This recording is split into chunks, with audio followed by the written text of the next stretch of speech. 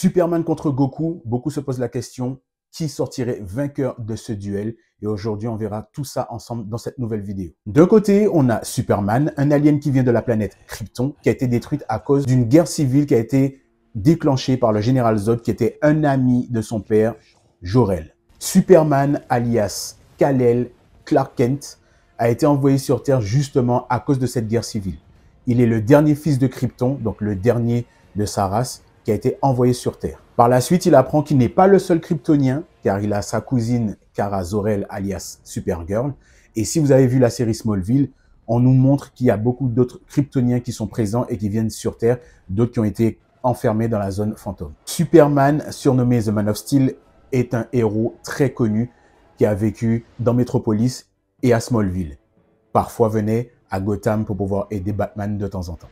Alors, grâce au soleil jaune donc de la planète Terre, Superman développe de nombreux pouvoirs.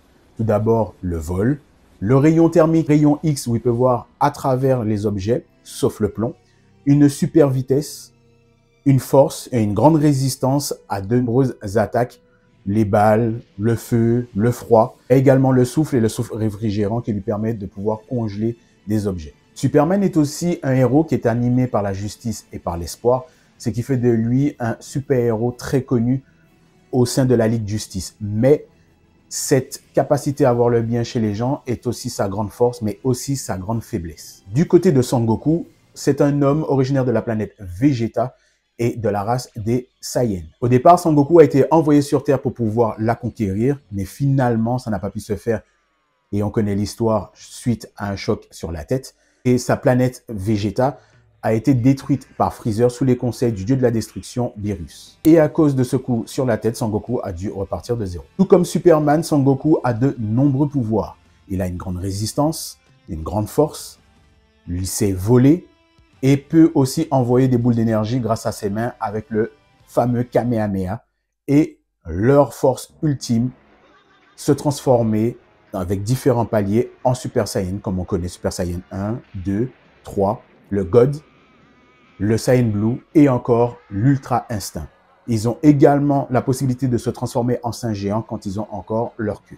Superman, comme vous le savez, a de nombreux pouvoirs, ce qui permet de se défendre, sauver des gens, et ce qui fait de lui l'homme d'acier le plus connu. Mais Superman a aussi de nombreuses faiblesses qui peuvent finalement finir par le tuer. La planète de Superman est une arme contre lui, car elle possède des pierres qui sont radioactives appelées kryptonites. La kryptonite verte est l'une des plus répandues et connues dans le monde de Superman, ce qui l'affaiblit énormément, lui provoque une grande douleur et si vous avez vu Smallville, son sang réagit directement par rapport à cette pierre. Grâce à la kryptonite verte, Superman peut être blessé, voire tué. Et une trop grande exposition peut l'amener à mourir également. De nombreuses kryptonites sont présentes et peuvent avoir différents effets sur Superman. Par exemple, la rouge. Dans Smallville, la kryptonite rouge lui fait changer complètement de personnalité et l'empêche de pouvoir réfléchir et lui fait faire des actions très mauvaises sans penser aux conséquences. Et lui donne une très forte assurance. Par contre, dans les BD, la kryptonite rouge donne des effets différents. Entre 24 et 48 heures, elle change complètement un kryptonien. Dans le Action Comics 303, la kryptonite rouge transforme Superman en fourmi. Dans le numéro 296, ses ongles, ses poils et ses cheveux se mettent à pousser énormément. Il y a aussi la kryptonite dorée, et qui est très rare. Cette kryptonite enlève tous les pouvoirs de Superman et ceux des kryptoniens. Également, la kryptonite blanche ne fait rien à Superman, mais elle tue toute forme de vie végétale autour d'elle.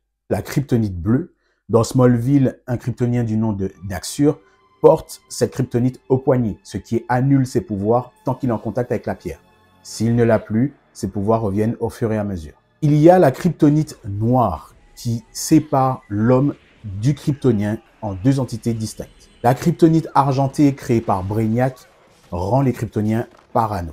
Il n'y a pas que la kryptonite qui rend faible Superman, il y a également le soleil rouge. Le soleil rouge était le soleil qui gravitait autour de sa planète Krypton, ce qui annule complètement leur pouvoir et les rend totalement humains.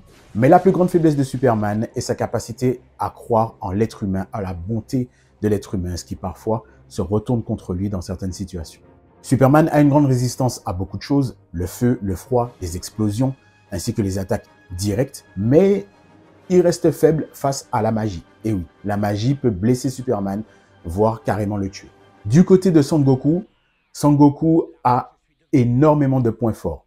Sa plus grande capacité est le fait de toujours croire en lui, d'être un peu orgueilleux, ce qui lui permet souvent de perdre, voire de gagner aussi. Mais Sangoku a une capacité de gonfler son ego, ce qui parfois se retourne contre lui. Mais la plus grande faiblesse de Sangoku est l'endurance. Car oui, Sangoku n'a pas de puissance illimitée, n'a pas d'énergie en illimité. Il sait encaisser, il sait se battre, se déplacer rapidement, donner de bons coups et être malin. Mais sa plus grande faiblesse reste son endurance. Si ces deux héros devaient s'affronter, donc Sangoku et Superman, ça donnerait quoi? Sangoku et Superman savent se déplacer très très vite. Superman pourrait rivaliser avec Sangoku grâce à ses pouvoirs et sa vision pour le voir rapidement au niveau de son déplacement instantané. Tous les deux frappent fort, donc peuvent aussi encaisser des coups. Et Goku pourrait rivaliser avec Superman si il est dans son mode Ultra Instinct. Car grâce à ce mode Ultra Instinct, cette forme de Saiyan lui permet de pouvoir anticiper les coups sans utiliser sa conscience. Donc, anticiperait les coups de Superman en avance. Sangoku pourrait également utiliser son Kamea et ses boules d'énergie pour pouvoir attaquer Superman, mais malheureusement, ça ne ferait que renforcer Superman car ses pouvoirs viennent justement de la lumière, donc le rendrait encore plus fort. À eux deux, Sangoku et Superman pourraient causer des dégâts énormes autour d'eux. Pour cette raison que Sangoku et Superman ont plutôt l'habitude d'avoir une retenue au niveau de leurs coups pour éviter de blesser d'autres personnes, mais Sangoku n'a pas une énergie en illimité par rapport à Superman. Superman peut voler, courir, se déplacer, se battre quasiment en illimité par rapport à Sangoku qui perd au fil du temps son endurance. Superman le dit lui-même, il se retient au niveau des coups car ça n'est pas dans ses habitudes et dans ses convictions d'agir ainsi. Il se bride aussi au niveau de son vol car il pourrait modifier les molécules autour de lui en se déplaçant trop rapidement. Contrairement à Sangoku qui est un peu plus innocent dans ses manières, pourrait tout détruire autour de lui et trouver cela un peu plus marrant, le fait de pouvoir dépasser ses limites constamment dans un combat. Même si parfois, il a souvent, et je le redis, et il a souvent demandé à ses adversaires de se déplacer dans des endroits où il n'y a personne afin de ne blesser aucun civil. Sangoku est en perpétuelle évolution et s'entraîne tout le temps pour pouvoir être à la hauteur de son prochain adversaire au cas où s'il viendrait. Mais c'est quelqu'un de très patient, quelqu'un de très persévérant, ce qui lui permet de pouvoir arriver à des stades très élevés pour pouvoir battre ses adversaires, contrairement à Superman qui n'a pas besoin de se battre car il a eu toutes les connaissances directement introduites dans sa mémoire grâce à son vaisseau quand il était envoyé sur Terre. Au sol, Superman se déplace à la vitesse du son et en vol à la vitesse de la lumière. Le seul super-héros qui peut rivaliser dans ce domaine à côté de Superman, bien sûr, Flash, alias Barry Allen, l'homme le plus rapide du monde. Et si vous avez regardé la série Smallville, il y a un petit clin d'œil où justement Clark affronte Flash, pas Barry Allen, mais l'un des descendants, justement dans une course. Et à la fin du film, Flash affronte Superman en vitesse. Sangoku arrive à être plus fort de combat en combat, même après sa mort. La capacité des Saiyans à arriver près de la mort leur permet de devenir de plus en plus fort.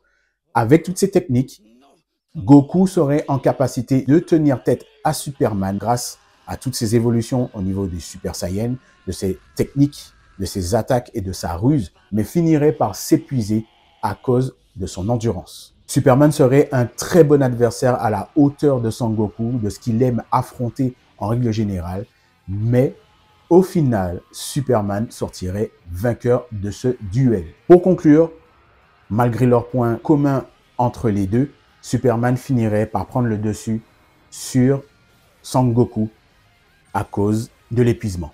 Merci à tous d'avoir regardé cette vidéo. Si vous avez d'autres arguments qui permettent de pouvoir faire pencher la balance en faveur de Sangoku, n'hésitez pas à laisser un commentaire. On se revoit bientôt dans une prochaine vidéo sur YouTube. Ciao!